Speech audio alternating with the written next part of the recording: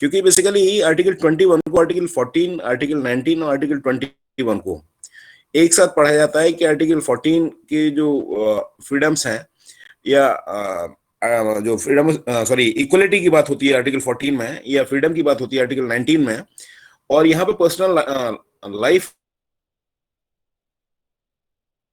And personality.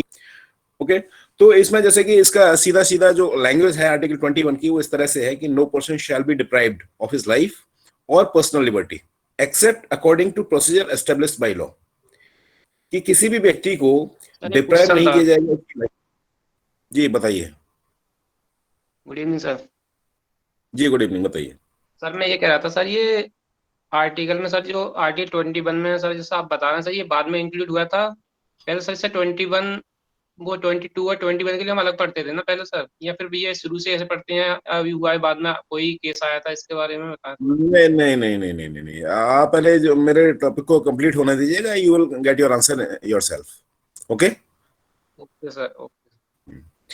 तो article 21 में ये जो प्रोवाइड किया गया है, जो हम बता रहे थे कि सिंपल जो इसकी लैंग्वेज है वो इस तरह से कि no person shall be deprived of his life और पर्सनल लिबर्टी, कि किसी भी व्यक्ति को, यहाँ पे नो पर्सन कहा गया है, इट मींस ये है कि चाहे सिटीजन है चाहे नॉन सिटीजन है, हिंदुस्तानी है चाहे विदेशी आदमी है, वो सभी के लिए इसका प्रोटेक्शन मिलेगा।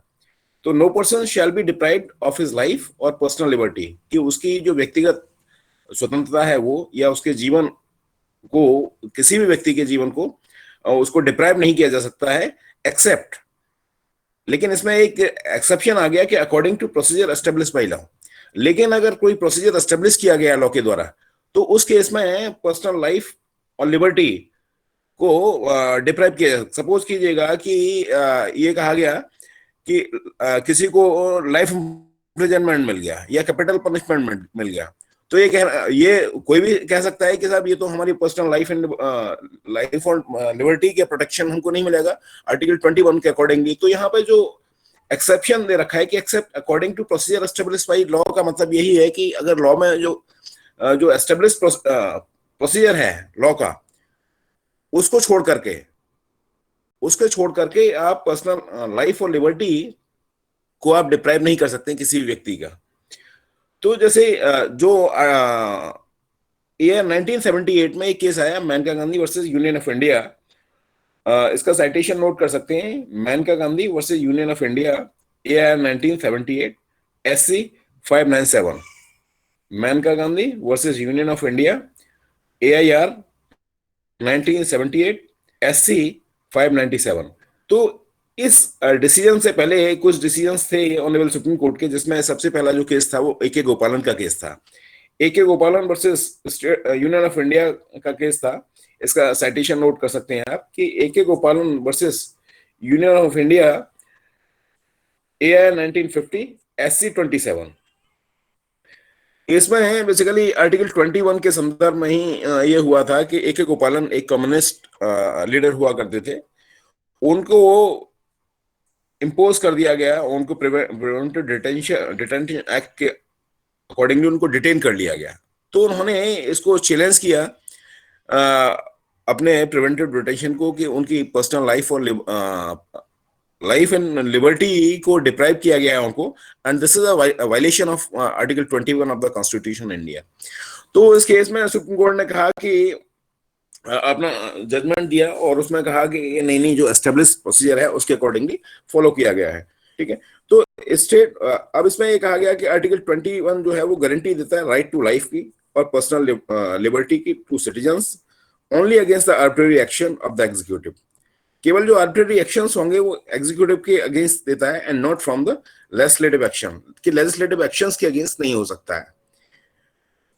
तो state code interfere with liberty of citizens. State जो है किसी भी इंडिविजुअल की लिबर्टी को इंटरफियर कर सकता है if it could support an action via valid law. अगर किसी वैलिड लॉ के अकॉर्डिंगली अगर कोई एक्शन लिया गया है, then it will not be a violation. ये वायलेशन नहीं होगा आर्टिकल कॉन्स्टिट्यूशन का, या ये कहिए कि आर्टिकल 21 के का वायलेशन नहीं होगा। पर्सन को उसकी लाइफ और पर्सनल लिबर्टी कि दो कंडीशंस फुलफिल होनी चाहिए, तभी उसे डिप्राइव किया जा सकता है। पहली कंडीशन तो यह है कि there must be a law, कि एक लॉ होना चाहिए, दूसरा ये है कि there must be a procedure prescribe by the law, और एक प्रोसीजर होना चाहिए जो कि प्रिस्क्राइब बाय लॉ होना चाहिए, provide that the procedure is just, लेकिन जो प्रोसीजर है वो जस्ट है, फेयर है, रीजनेबल है। तो ये बेसिकली जो कहा गया ये कि प्रोसीजर जो है वो जस्ट होना चाहिए, फेयर होना चाहिए और रीजनेबल होना चाहिए, बेसिकली ऑब्जर्वेशन दिया ऑनरेबल सुप्रीम कोर्ट ने मेनका गांधी के केस में, जिसका साइटेशन हमने बताया AIN 1978 SC 597। उसके बाद में अगर जो इंडियन कॉन्स्टिट्यूशन की आर्टिकल 21 की जो पोजीशन है वो अगर हम जो अमेरिकन कॉन्स्टिट्यूशन के अकॉर्डिंगली अगर वो करें, कंपैरिजन करें, तो यहाँ पे जो कहा गया है, जैसे हमने ये जो सीधा सीधा स्टेटमेंट ये पढ़ा था कि no person shall be deprived of his life personal liberty except according procedure established by law.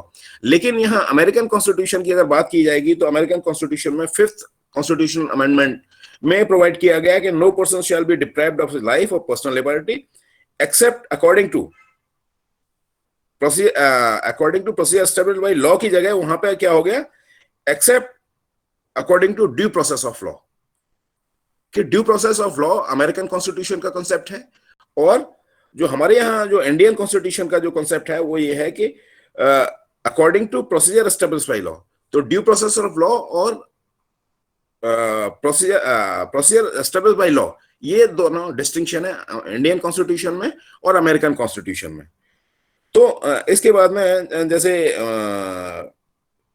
जो पर्सनल लिबर्टी की बात होती है, तो AK गोपालन का मैं बता रहा था कि AK गोपालन के केस में कि इनको प्रिवेंटिव डिटेंशन में इनको डिटेन कर लिया गया, और इन्होंने अपनी जो डिटेंशन था उसको चैलेंज किया और ये कहा कि उनके जो फ्रीडम ऑफ मूवमेंट है, फ्रीडम मूवमेंट जो प्रोवाइड किया गया आर्टिकल 19(1)D में जो प्रोवाइड किया गया है उसका वायलेशन है। और ये जो और फ्रीडम ऑफ मूवमेंट है ना, वो बहुत ही आवश्यक तत्व है जो कि आर्टिकल 21 प्रोवाइड करता है। उन्होंने ये भी कहा कि जो पर्सनल लिबर्टी है वो उसमें फ्रीडम ऑफ मूवमेंट भी इंक्लूड होता है।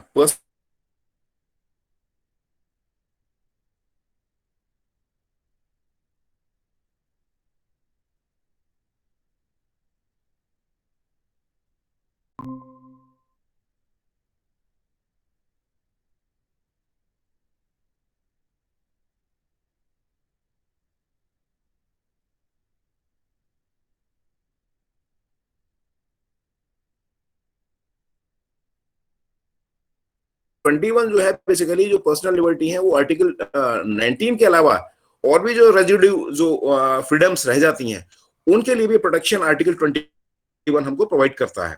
ऐसा उनका आर्गुमेंट था AK गोपालन का। उसके बाद में उन्होंने ये भी कहा कि दूसरा उनका जो वो था आर्गुमेंट था कि the restriction imposed by detention on freedom of movement must be reasonable under article 19(5) of the constitution. Article 19(5)(1) के अकॉर्डिंगली उन्होंने कहा कि जो आर्गुमेंट था कि जो डिटेंशन है वो freedom movement must be reasonable होना चाहिए आर्टिकल 19(5) के अकॉर्डिंगली। आर्टिकल 19(5) में क्या प्रोवाइड किया गया है, ये एक मिनट में उसको सिंपली रीड करके बताता हूं मैं आपको कि आर्टिकल 19(5) में प्रोवाइड किया गया है कि nothing in sub clause D and E। Sub clause D कौन सा था? सब क्लॉज D था to move freely throughout the territory of India, और E क्लॉज था इसमें 19(1)E में to reside and settle in any part of territory of India, कि कहीं भी मूवमेंट कर सकते हैं 19(1)D के अकॉर्डिंगली, और कहीं भी रिजाइड कर सकते हैं, सेटल हो सकते हैं किसी भी इंडियन टेरिटरी के किसी भी पार्ट में।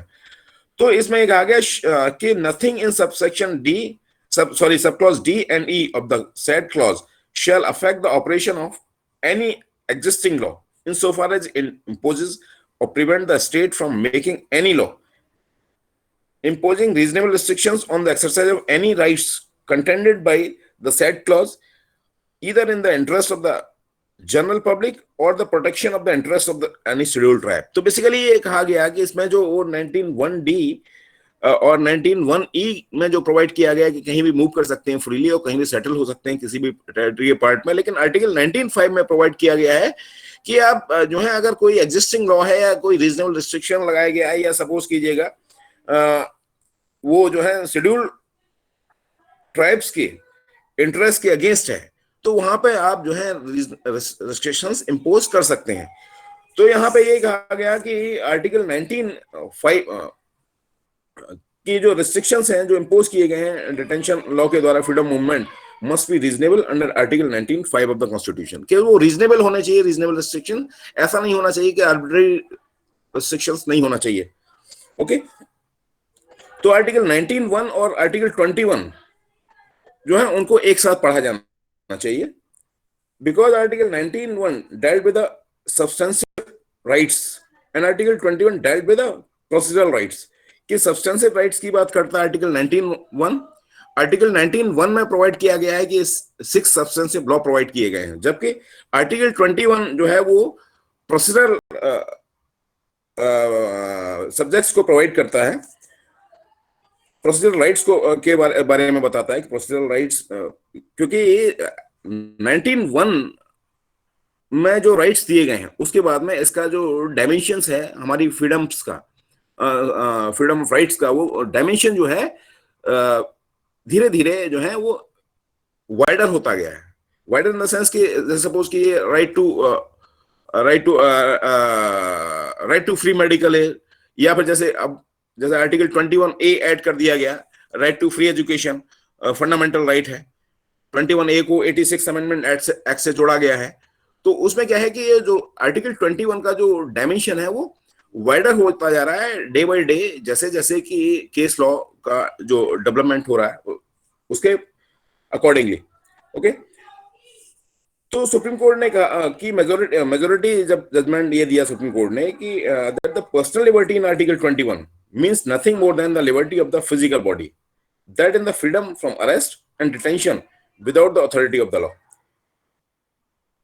तो सुप्रीम कोर्ट ने ये की जो मेजोरिटी ओपिनियन थी उसने ये कह दिया कि freedom of arrest, freedom from arrest and detention without the authority of law ही केवल बेसिकली आर्टिकल 21 के accordingly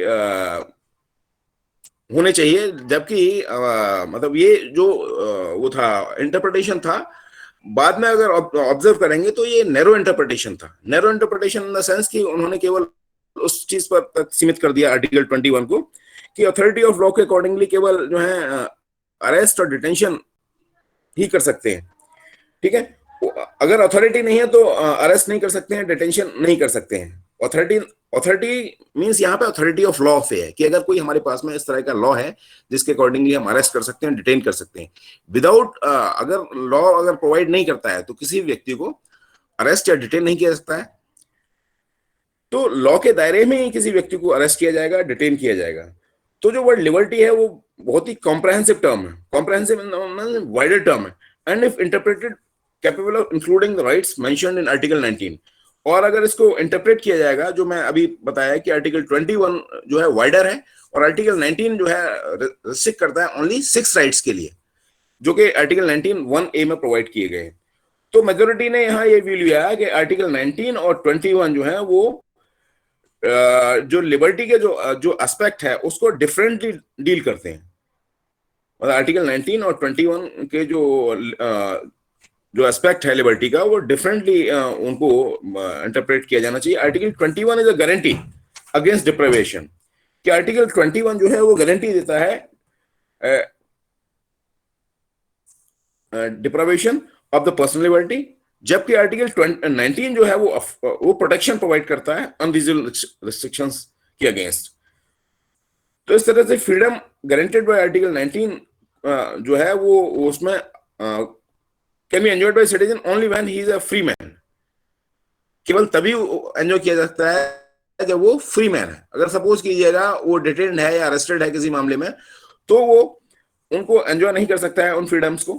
and if personal liberty is deprived under valid law, कि अगर सपोज कीजिएगा कि कोई व्यक्ति जो है जेल में है, डिटेन है, और वो कहने लगे कि आज की तारीख में, जैसे सपोज कीजिएगा कि इलेक्शंस चल रहे हैं 5 स्टेट्स में, तो उसमें कोई जो प्रिजनर है या कोई डिटेनी है, अगर वो कहने लगे कि मेरे को वोट कास्ट करना है और ये मेरा फंडामेंटल राइट है, तो उसको ये प्रोवाइड नहीं किया जाएगा। ये प्रोवाइड नहीं किया जाता। बेसिकली लीगल राइट तो हो सकता है, लेकिन फंडामेंटल राइट ये नहीं है कि right to vote cast is not a fundamental right, it's a simply legal right. तो वहां पे अदरवाइज फिर ये होगा कि सारे के सारे जो प्रिजनर्स होंगे तो वहां पे कैओस होगा। तो ये प्रोवाइड नहीं किया जा सकता है यहाँ पे। तो मेजोरिटी ने जो व्यू लिया उस टाइप का लिया कि आर्टिकल 19 जो है वो सिटीजन्स को प्रोवाइड केवल जो अगर फ्री मैन है तो उसको तो प्रोवाइड है, लेकिन अगर सपोज कि वो डिटेन्ड है अगर व्यक्ति, तो उसकी पर्सनल लिबर्टी को उसको डिप्राइव किया जा सकता है। तो गोपालन के केस में को सुप्रीम कोर्ट ने जो इंटरप्रेट किया वो इस तरह से किया है कि Gopal versus state of union of India, sorry, इसमें कहा स्टेट मेड लॉ कि जो लॉ है वो स्टेट मेड लॉ है। और ये जो प्री था उनका कि जो टर्म है लॉ की आर्टिकल 21 में, जिसका मतलब ये नहीं है कि state made by law but just naturally और प्रिंसिपल ऑफ नेचुरल जस्टिस, कि प्रिंसिपल ऑफ नेचुरल जस्टिस के अकॉर्डिंगली ही होना चाहिए जो भी लॉ है, तो natural justice, principle natural justice के अगेंस्ट नहीं होना चाहिए। इसमें फजल अली, ऑनरेबल जस्टिस थे फजल अली, उन्होंने अपना ऑब्जर्वेशन दिया और उन्होंने अपनी डिसेंटिंग ओपिनियन दी। डिसेंटिंग ओपिनियन की मेजोरिटी ने तो डिफरेंट ओपिनियन दी। जो डिसेंटिंग ओपिनियन थी फजल अली की, उन्होंने कहा कि act was liable to be challenged as violating of provisions of article 19, कि एक्ट को चैलेंज किया जाता है। कौन से वाले एक्ट की बात हो रही है यहाँ पे? प्रिवेंटिव डिटेंशन एक्ट की बात हो रही है, कि जो एक्ट है वो लायबल टू बी चैलेंज्ड, वो उसको चैलेंज किया जा सकता है क्योंकि वो वायलेट कर रहा है आर्टिकल 19 के प्रोविजंस को। और ये भी उन्होंने कहा he gave a wide and comprehensive meaning of the word personal liberty as consisting of the freedom of movement and locomotion, or any law which deprives a person of his personal liberty must satisfy the requirements of article 19 and 21 both।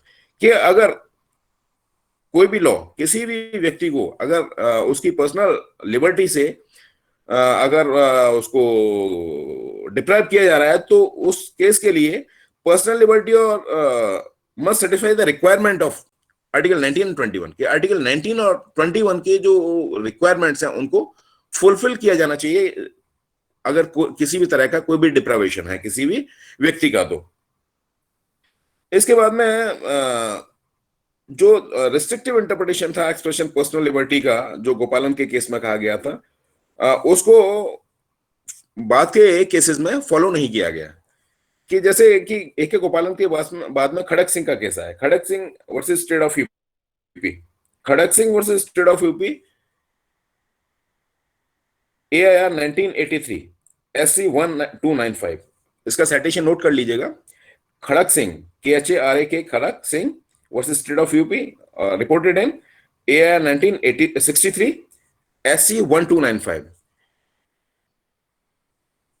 तो इसमें ये कहा गया इस case में, खड़क सिंह के case में, कि जो एक्सप्रेशन है लाइफ मतलब लाइफ जो एक्सप्रेशन है, लाइफ वर्ड की बात कर रहा हूं मैं यहाँ पे, was limited to bodily restraint, कि बॉडीली रेस्ट्रेंट के लिए या फिर confinement to prison only but something more than mere animal existence, कि यहाँ पे लाइफ का मतलब ये नहीं है कि बॉडीली रेस्ट्रेंट और कन्फाइनमेंट से संबंधित नहीं है, बल्कि ये भी होना चाहिए कि कोई भी व्यक्ति का जो है animal something more than mayor animal existence. Animal existence का मतलब ऐसा नहीं होना चाहिए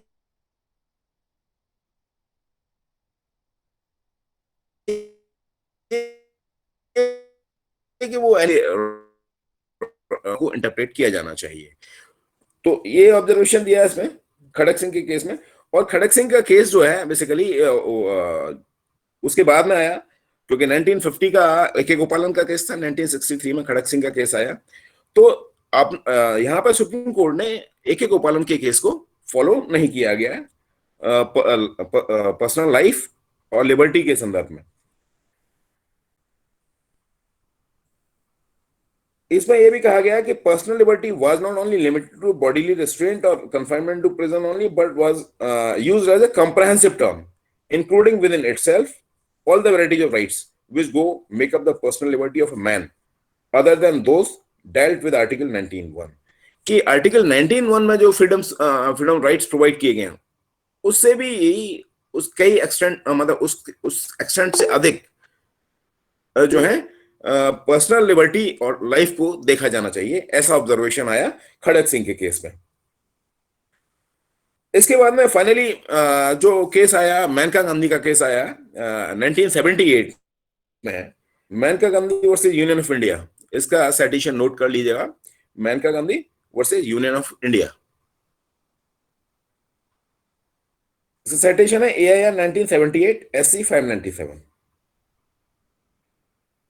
इसमें सुप्रीम कोर्ट ने जो AK गोपालन वर्सेस यूनियन ऑफ इंडिया का जो ऑब्जर्वेशन था उसको ओवररूल कर दिया गया सुप्रीम कोर्ट के द्वारा, और जो पर्सनल लिबर्टी जो टर्म है उसको वर्ड को वाइडन किया गया। और इसमें जस्टिस भगवती ने अपना ऑब्जर्वेशन दिया। उन्होंने कहा कि the expression personal liberty in article 21 is of the widest amplitude, कि जो पर्सनल लिबर्टी जो टर्म है आर्टिकल 21 में,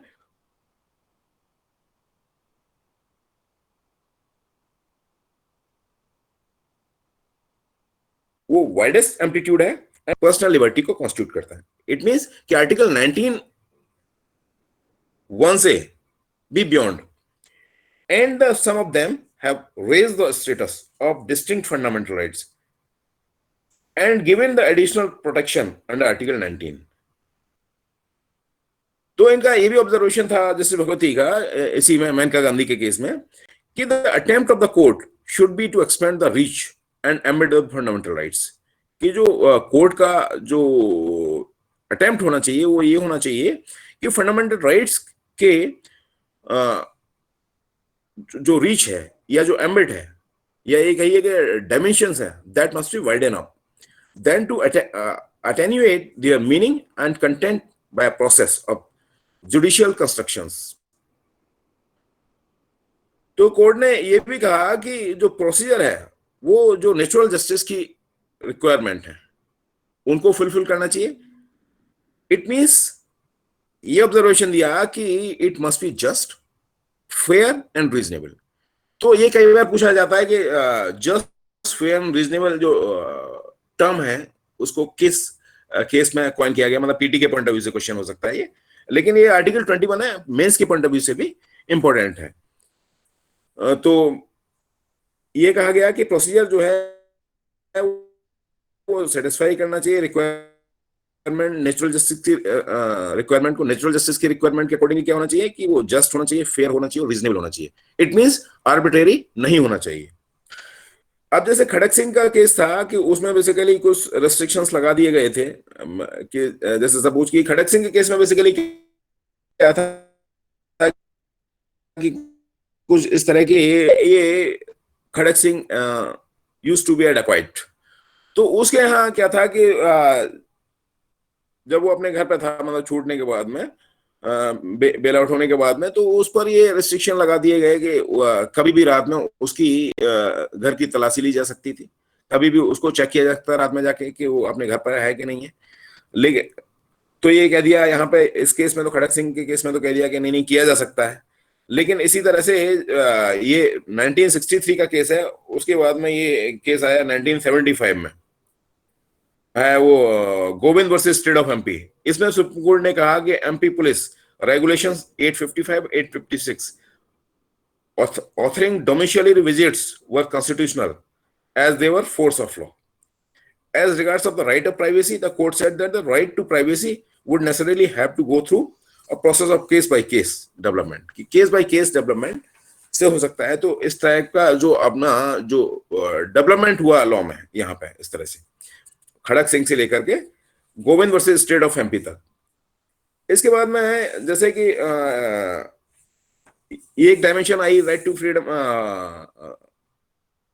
sorry protection of life and personal liberty के संदर्भ में, कि whether right to travel abroad is a fundamental right और not, whether right to abroad is protected under Article 21 of the Constitution of India or not। तो इसमें case आया 67 में, ये केस था, ये नोट कर लीजिए, इंपॉर्टेंट केस है, राइट टू ट्रैवल अब्रॉड से रिलेटेड है, कि Satwant Singh versus assistant passport officer new Delhi. Satwant Singh versus assistant passport officer new Delhi. इसका साइटेशन लिख लीजिएगा, साइटेशन है इसका AIR 1967 SC 1836।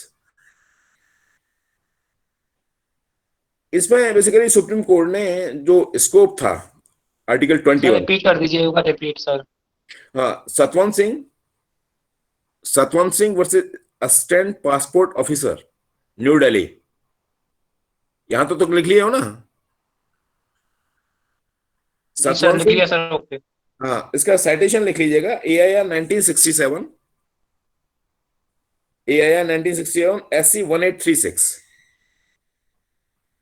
इस केस में सुप्रीम कोर्ट ने जो स्कोप था आर्टिकल 21 का, उसको एक्सटेंड किया और ये कहा कि right to travel abroad was a part of the person's personal liberty within the meaning of article 21 of the constitution, कि किसी भी व्यक्ति का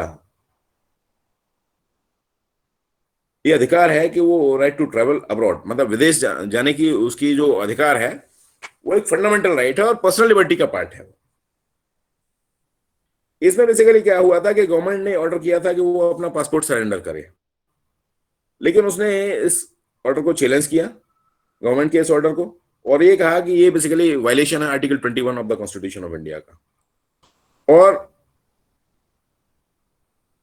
इसमें सुप्रीम कोर्ट ने कहा कि उसके कंटेंशन को माना सुप्रीम कोर्ट ने। उससे पहले मैं बताऊंगा कि गवर्नमेंट ने कहा कैन नॉट कैन डिनाई और restrict according to authority of law, sorry can restrict government. लेकिन इसमें बेसिकली ऑब्जर्वेशन दिया सुप्रीम कोर्ट ने कि जो राइट टू ट्रैवल अब्रॉड है वो part of person's personal liberty है, और वो आर्टिकल 21 की मीनिंग की ही बीच में आएगा। और इस तरह कोई भी पर्सन जो जिसका राइट टू ट्रैवल अब्रॉड है उसको डिप्राइव नहीं किया जाता है उसके राइट को, except according to procedure established by law, कि according to procedure established by law के अकॉर्डिंगली ही केवल उसको डिप्राइव किया जाता है, अदरवाइज उसको डिप्राइव नहीं किया जाता है उसके राइट टू ट्रैवल अब्रॉड को। और यहाँ there was no such law on which government could justify its action. और इस मामले में ऐसा कोई लॉ नहीं था जिसपे कि गवर्नमेंट जस्टिफाई कर सके कि हमने इसके पासपोर्ट को क्यों इंपाउंड कर लिया। और कोर्ट ने ऑब्जर्व किया कि the expression liberty in article 21 is a go where and when one pleases, and right to travel abroad is included in it. It only excludes the ingredients of liberty mentioned in Article 19. कि although right to travel abroad जो है article 19 का part नहीं है, लेकिन ये article 21 में cover होगा। ये राइट टू ट्रेवल अब्रॉड के पासपोर्ट को इंपाउंड नहीं किया जाता except according to procedure established by law. कि अगर कोई सपोज कीजिएगा कि अगर कोई हार्डकोर क्रिमिनल है, ये इकोनॉमिक ऑफेंस किए हैं, अगर वो सपोज कीजिए ट्रैवल अब्रॉड करके चला जा रहा है, तो वहां पे इंपाउंड किया जा सकता है उसके पासपोर्ट को। जैसे बहुत सारे जो लोग हैं, जैसे विजय माल्या दौड़ लिए यहाँ से, दाऊद इब्राहिम दौड़ लिए यहाँ से, और आपके नीरव मोदी वो भी इकोनॉमिक ऑफेंस किया और चले गए। तो ऐसे लोगों का पासपोर्ट जो है इंपाउंड किया जा सकता है, लेकिन according to procedure established by law. अब जैसे बात हो रही थी कि मेनका गांधी बेसिकली आर्टिकल 21 में जब आएगा आर्टिकल 21 और मेनका गांधी के केस का नाम ना आया, तो ऐसा हो नहीं सकता है। मेनका गांधी का case, Maneka Gandhi versus Union of India, is a landmark judgment under article 21 of the constitution. 21 का भी कहेंगे बल्कि और आर्टिकल 14 का भी कहेंगे। तो मेनका गांधी के केस में कहा गया कि जो मीनिंग और कंटेंट है, जो वर्ड पर्सनल लिबर्टी है, वो कंसिडरेशन में आया सुप्रीम कोर्ट के सामने, और सुप्रीम कोर्ट ने इसको वाइडेस्ट पॉसिबल इंटरप्रिटेशन दिया है पर्सनल लिबर्टी के टर्म को। इसमें भी बेसिकली क्या हुआ था कि सेंट्रल गवर्नमेंट के द्वारा article section 10 subsection 3 clause C of the passport act 1967 के अकॉर्डिंगली जो पिटिशनर था थी, मतलब इनका जो था पासपोर्ट वो इंपाउंड कर लिया था। Act authorised the government to do so if it was necessary in the interest of the general public. Government India ने डिक्लाइन किया in the interest of the general public to furnish the reasons for it decisions, कि वो interest of public में कौन से reasons थे जिनकी वजह से वो इम्पाउंड किया गया। तो पिटिशनर ने चैलेंज किया validity of the sad order, और वो किन किन ग्राउंड्स पे उसे चैलेंज किया गया। पहला बताया गया कि सेक्शन 10 सबसेक्शन 3 क्लॉज सी वो वायलेट है आर्टिकल 14 के, और ये आर्बिट्रेरी है since it did not provide for the hearing of the holder of the passport before the passport was impounded. क्योंकि जिस जो पिटिशनर है उसका जिसका पासपोर्ट जो है इम्पाउंड किया गया उसको मौका नहीं दिया गया और उसको अपना एक्सप्लेन करने के लिए। तो इसलिए आर्टिकल 14, क्योंकि principle of natural justice, audi alteram partem का जो कॉन्सेप्ट है प्रिंसिपल ऑफ नेचुरल जस्टिस का, वो यही कहता है कि अगर उसको हियरिंग का मौका नहीं दिया जाएगा, चाहे वो डिसिप्लिनरी प्रोसीडिंग्स हो डिपार्टमेंटल, या फिर सपोज कीजिएगा कोई अगर क्रिमिनल मैटर भी है तो उसमें भी ये कहा जाता है कि उसको हियर करने का मौका दिया जाना चाहिए। ठीक है, तो अगर ये हियरिंग का मौका नहीं दिया गया है उसे, तो वो ऑडियो अल्टरम पार्टम का जो कॉन्सेप्ट है उसके अगेंस्ट है। इट मींस आर्टिकल 14 के वायलेशन, आर्टिकल 14 के जो प्रोविजंस हैं उसका वायलेशन है। दूसरा कंटेंशन ये दिया पिटिशनर ने कि article 10 section 10 subsection 3 clause C violate करता है आर्टिकल 21 को, क्योंकि it did not prescribe the procedure, क्योंकि प्रिस्क्राइब नहीं करता है प्रोसीजर को आर्टिकल 21 के अकॉर्डिंगली। तीसरा जो आर्गुमेंट था पिटिशनर का वो था कि section 10 subsection 3 clause C article 19(1)(a) and G का वायलेशन है। 19(1)(a) का freedom of speech and expression से रिलेटेड हो गया,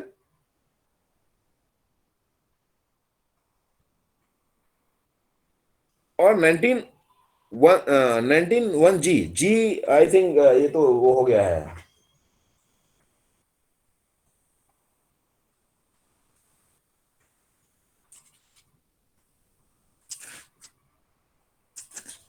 सर 19(1)(g) में ट्रेड है सर, ट्रेड से संबंधित है। यस यस, वो ई ई सॉरी एफ हुआ है, ओमिट एफ हुआ है। जी में है right to property sir, F है 91 एफ। हाँ, तो टू प्रैक्टिस एनी प्रोफेशन और to carry on any occupation trade और बिजनेस। तो यहाँ पे बेसिकली ये कहा गया कि जो पिटिशनर का सपोज कीजिएगा कोई ट्रेड है, बिजनेस है, और वो उसको ट्रेड और बिजनेस करने के लिए मूवमेंट हो रहा है उसका, तो 19(1)(a) freedom of speech and expression, और दूसरा है कि टू प्रैक्टिस एनी प्रोफेशन और to carry on any occupation trade और बिजनेस, उसका वायलेशन है ये।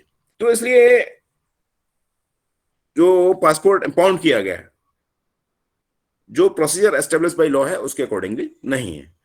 तो इसमें सुप्रीम कोर्ट ने अपना ऑब्जर्वेशन दिया कि government was not justified in withholding the reasons for impounding the passport from the petitioner, क्योंकि गवर्नमेंट ऑफ इंडिया के द्वारा इसमें रीजंस भी प्रोवाइड नहीं किए गए थे कि किन रीजंस की वजह से पासपोर्ट को इंपाउंड किया गया है। तो इसमें जो मेजोरिटी जजमेंट था वो जस्टिस भगवती के द्वारा दिया गया। जस्टिस भगवती बाद में चीफ जस्टिस ऑफ इंडिया भी बने। उन्होंने कहा कि in the prescription of the some sort of procedure enough और must be procedure comply with any particular requirement. कहा गया कि प्रोसीजर जो है वो contemplated in article 21 could not be unfair, कि जो भी प्रोसीजर अडॉप्ट किया गया आर्टिकल 21 में वो अनफेयर नहीं होना चाहिए और अनरीजनेबल नहीं होना चाहिए।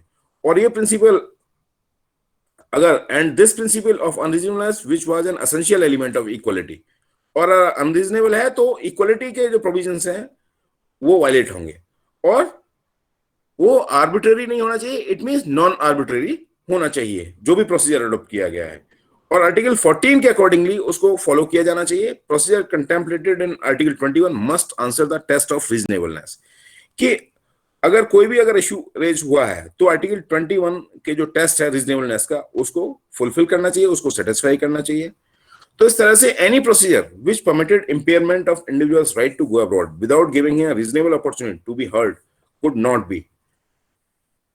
Could not but condemned as unfair and just, कि अगर बिना किसी रीजन के किसी का पासपोर्ट अगर इंपाउंड कर लिया गया है तो और कोई रीजनेबल रीजन नहीं दिया गया है तो ये कहा जाएगा कि ये बेसिकली आर्टिकल 21 को वायलेट किया गया है यहाँ पे इस मामले में। तो वही वाली बात कि ऑडी अल्टरम पार्टम का जो कॉन्सेप्ट है दैट मस्ट बी फॉलोड। इसके बाद में सॉरी, जो रूल्स हैं नेचुरल जस्टिस के वो एप्लीकेबल होना चाहिए। And natural justice is a part of humanising principle. जो नेचुरल जस्टिस है वो ह्यूमनाइजिंग प्रिंसिपल के लिए माना जाएगा। ये कहा जाएगा कि ह्यूमनाइजिंग टेंडेंसी को डेवलप करने के लिए, ग्रोथ करने के लिए। Natural fitness in action therefore demands that an opportunity to be heard should be given to the person affected. कि जो भी व्यक्ति अफेक्टेड है उसको अपॉर्चुनिटी दी जानी चाहिए, जिससे कि वो अपने रीजंस को बता सके कि क्यों वो वायलेटिव है। या फिर अगर सपोज कीजिएगा कि गवर्नमेंट के द्वारा अगर किसी डिप्राइव किया गया है तो रीजन असाइन करने पड़ेंगे कि इन रीजंस की वजह से उनके जो पर्सनल लिबर्टी है उसको से उनको डिप्राइव किया गया है। तो आर्टिकल 21 के लिए 3 कंडीशंस को होना जरूरी है। अगर किसी व्यक्ति की जो पर्सनल लिबर्टी है उसको डिप्राइव किया गया है तो उसके लिए डिप्राइव करने के लिए 3 एसेंशियल इंग्रेडिएंट्स होना आवश्यक है। कि एक तो वैलिड लॉ होना चाहिए। अगर डिप्राइव किया जा रहा है किसी लॉ के अकॉर्डिंगली तो वो वैलिड लॉ होना चाहिए। दूसरा यह है कि जो law must provide a procedure, और उस लॉ में जो भी लॉ है, जो वैलिड लॉ है, वैलिड लॉ के लिए एक प्रोसीजर होना चाहिए। तीसरा यह है कि procedure must be just and fair and reasonable. कि जो प्रोसीजर है वो जस्ट होना चाहिए, फेयर होना चाहिए और रीजनेबल होना चाहिए। और जो लॉ है वो आर्टिकल 14 और आर्टिकल 19 की जो रिक्वायरमेंट के जो एसेंशियल्स हैं उनको फुलफिल किया जाना चाहिए। जो उसके एसेंशियल इंग्रेडिएंट्स हैं वो भी फुलफिल होने चाहिए, तभी जो है आर्टिकल 21 के अकॉर्डिंगली ये according to procedure establish by law, तब वहां ये कहा जा सकता है कि उसको जो डिप्राइव किया गया है वो एक रीजनेबलनेस, फेयरनेस के साथ में उसको डिप्राइव किया गया।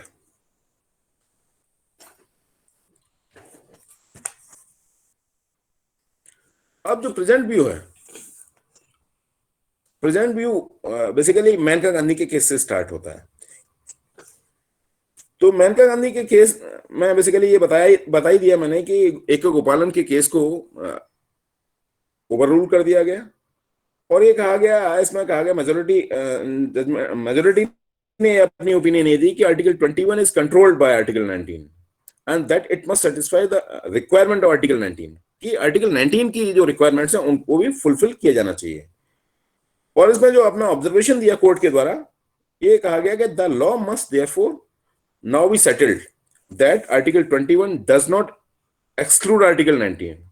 कि पहले कहा गया कि आर्टिकल 19 सेपरेट है, आर्टिकल 21 सेपरेट है, लेकिन इसमें कहा गया कि अब ये लॉ सेटल हो गया है कि आर्टिकल 21 का ही पार्ट है, मतलब को 21 एक्सक्लूड नहीं कर सकता आर्टिकल 19 को। It means article 19 must be included in article 21 and that if there is a law prescribing a procedure for depriving a person of personal liberty, अगर किसी व्यक्ति को की पर्सनल लिबर्टी को डिप्राइव किया जा रहा है, there is consequently no infringement of the fundamental rights conferred by Article 21. Such a law, insofar as it abuses मतलब deprive करता है और take away any fundamental right under 19 would not meet the challenges of the Article 19. तो इस तरह से कहा गया कि law depriving a person of personal liberty, कि अगर कोई भी लॉ है जो कि डिप्राइव करता है किसी व्यक्ति की पर्सनल लिबर्टी के लिए, तो उसको आर्टिकल 21 का जो टेस्ट है वो फुलफिल होना चाहिए, but it must stand the test of article 19 and article 14 of the constitution. Article 21 के साथ साथ आर्टिकल 14 और आर्टिकल 19 के जो टेस्ट है, टेस्ट इन द सेंस के जो रिक्वायरमेंट्स हैं आर्टिकल 14 और 19 की, वो भी फुलफिल होने चाहिए। अगर आर्टिकल 21 के अकॉर्डिंग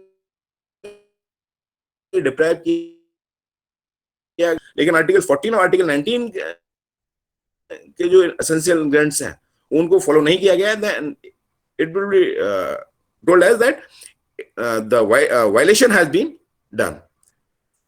दूसरा है कि प्रोसीजर एस्टेब्लिश बाय लॉ। तो AK गोपालन के केस में कह दिया, जो बताया है कि उन्होंने जो चैलेंज किया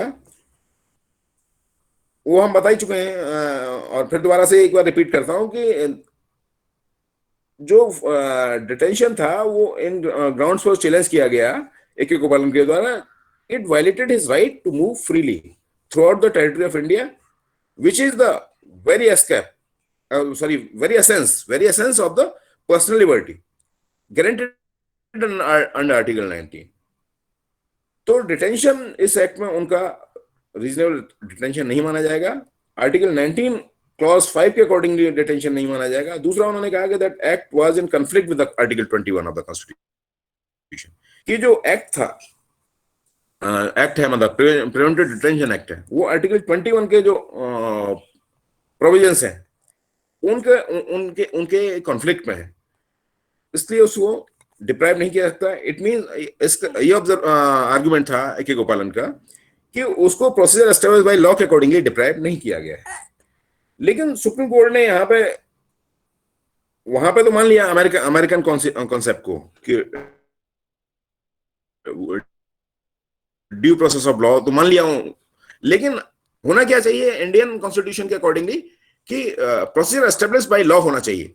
और इसी चीज को मेनका गांधी के केस में अपना ऑब्जर्वेशन देते हुए ड्राफ्टिंग कमेटी के संदर्भ में अपना ऑब्जर्वेशन दिया। ड्राफ्टिंग कमेटी में कहा, ड्राफ्टिंग कमेटी जो कॉन्स्टिट्यूएंट असेंबली की ड्राफ्टिंग कमेटी में का जो डिबेट था उसमें कहा गया, रिपोर्ट में कहा गया कि constituent assembly had formally used the American expression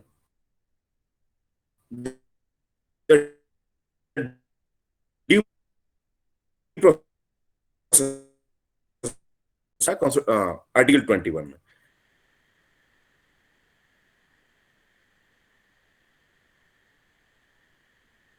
लेकिन जब कॉन्स्टिट्यूशन फाइनली जब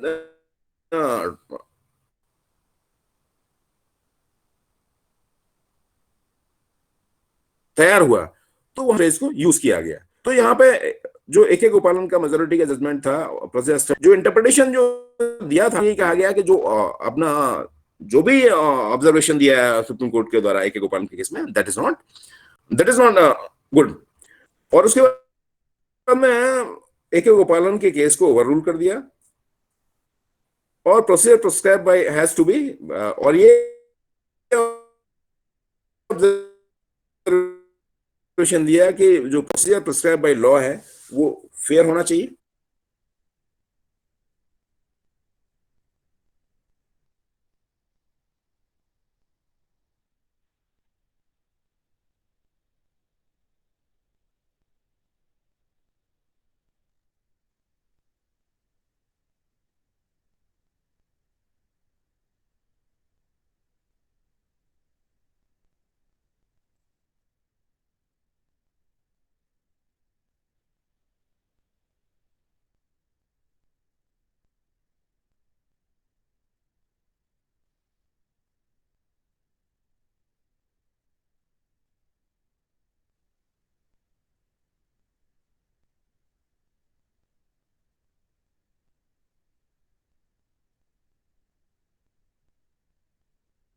सर वॉइस नहीं आ रही है आपकी।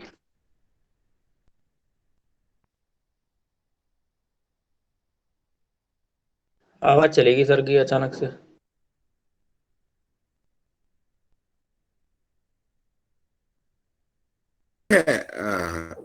आई थिंक यहां तक तो हो ही गया था कि कॉन्स्टिट्यूशन असेंबली यहां तक। तो अब मेनका गांधी के केस में सुप्रीम कोर्ट ने ओवररूल कर दिया AK गोपालन के केस को, और इसमें कहा गया कि mere prescription of some kind of procedure is not enough to comply with mandate of Article 21।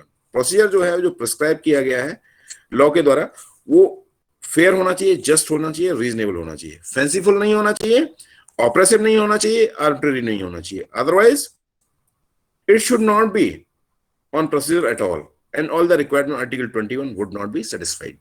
कि जितनी भी रिक्वायरमेंट्स हैं आर्टिकल 21 की वो सेटिस्फाई नहीं होंगी अगर जो भी अगर इंटरप्रिटेशन दिया जो लॉ है, अगर वो फेयर नहीं है, जस्ट नहीं है और रीजनेबल नहीं है, तो natural justice, basically natural justice का जो कॉन्सेप्ट है वो यही है कि फेयर, जस्ट एंड रीजनेबल होना चाहिए। फेयर, जस्ट और साथ में ऑडियो अल्टरम पार्टम का भी कॉन्सेप्ट फॉलो किया जाना चाहिए।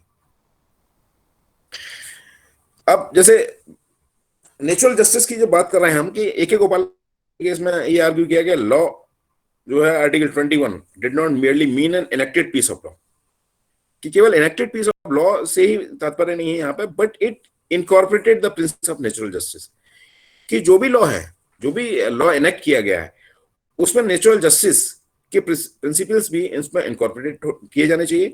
And law which deprived a person, और ऐसा लॉ जिसने कि किसी व्यक्ति के पर्सनल लिबर्टी को डिप्राइव किया है without complying the rules of natural justice could not be held to be valid law under article 21, कि अगर नेचुरल जस्टिस के जो रिक्वायरमेंट्स है, एसेंशियल्स है, उनको फॉलो नहीं किया गया है, तो इस टाइप के लॉ को ये माना जाएगा कि that is not a valid law. और कोर्ट ने ऑब्जर्व किया कि law in article 21 must mean a law enacted by the legislature and not the law in the abstract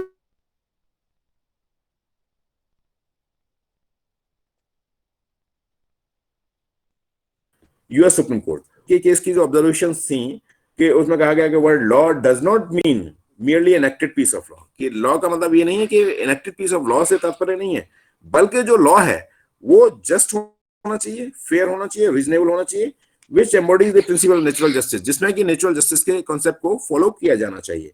तो इस तरह से ये जो आर्टिकल 21 का जो कॉन्सेप्ट है वो वाइडन अप हुआ है 1950 से लेकर के 1978 तक, और उसके बाद में 1978 के बाद में और भी बहुत सारी चीजें हैं इसमें वाइडन अप हो रही हैं, जैसे कि right to live with human dignity,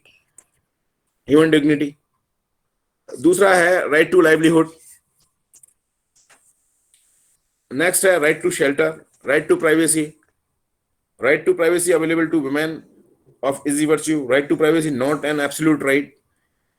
इस तरह के जो डिफरेंट जो डायमेंशंस हैं आर्टिकल 21 में, ये इंटरप्रिटेशन के माध्यम से, ऑनरेबल कोर्ट के इंटरप्रिटेशन के माध्यम से ये आर्टिकल 21 है जो और वाइडन अप हो रहा है। तो इसके बाद में जो पार्ट बचा हुआ आर्टिकल 21 का, वो बेसिकली नेक्स्ट क्लास में मैं कवर कर दूंगा। बाकी किसी की क्वेरी हो तो बताइए।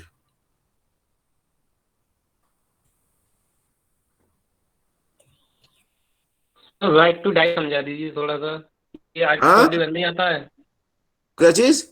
राइट टू डाई, मरने का बताऊं अधिकार। या उसे भी बताऊंगा, नेक्स्ट टॉपिक में कवर करूंगा उसे, ओके सर। है ना, उस तक अभी पहुंचा नहीं। डाउट हो रहा था, जैसा ये गोपाल ने केस था इसमें, तो इसमें आर्टिकल 22 को वैलिड माना था ना सुप्रीम कोर्ट ने फिर? क्या चीज? सर AK गोपाल ने लिखा था इसमें आर्टिकल 22 को वैलिड माना था, अच्छा है सर, आर्टिकल इसके 20 हाँ, वैलिड माना था, लेकिन मेनका गांधी केस में इसी को तो ओवरऑल किया गया, ऐसी बात को तो कि वहां जो डिटेंशन माना था उसे वैलिड मान लिया था, जी सर, है ना,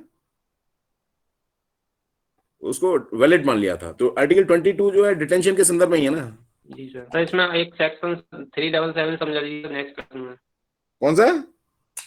सर जो सेक्शन था धारा 377 जो थी सर, इसमें जो इनवैलिड की थी सुप्रीम कोर्ट ने सर, हाँ, वो तो आर्टिकल 21 में था सर वो।